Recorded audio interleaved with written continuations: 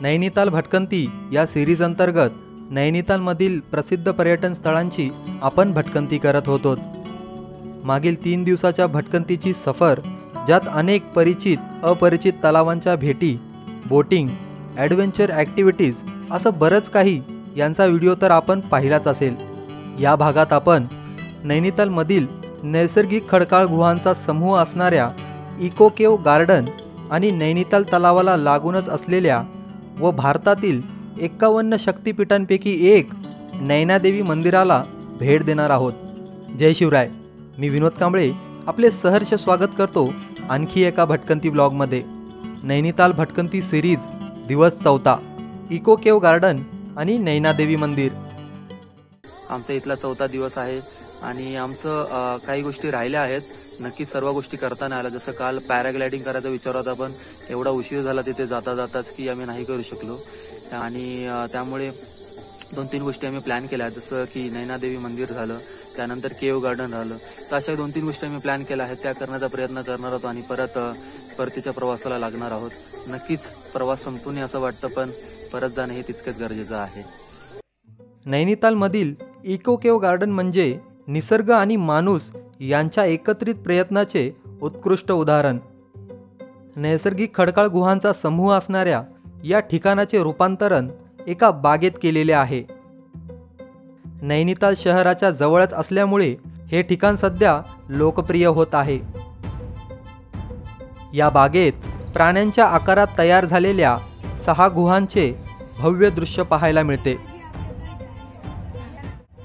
गुहेतील lamp, audio effects, गुहेचा अस्सलपणा टिकवण्यासाठीचे केलेले प्रयत्न व तेथील शीतहवा या ठिकाणाचे सौंदर्य आणखीन वाढवतात। जर तुम्ही नैनितालला भेट देण्याची योजना आखत असाल तर या ठिकाणाला नक्कीच चुकवू नका।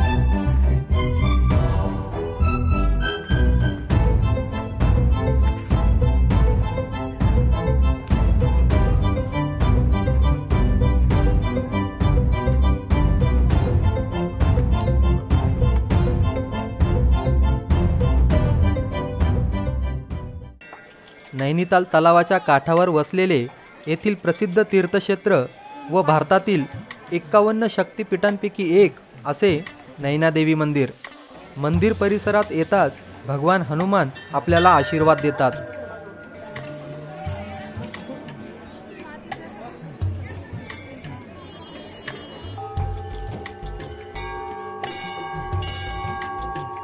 मुख्य मंदिर व्यतिरिक्त अन्य बरीच मंदिरे येथे पाहायला मिळतात।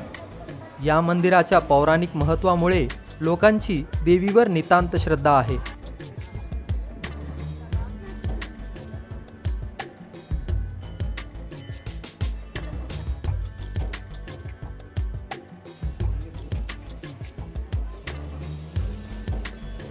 तब्बल 4 दिवसांच्या नैनिताल भटकंतीचा आनंदाने शेवट करून आम्ही परतीच्या मार्गाला लागलो।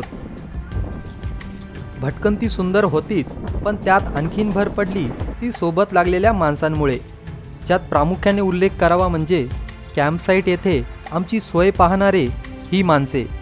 किंवा आमच्या सोबत आलेले सौगंध आणि देवलीना हे जोडपे.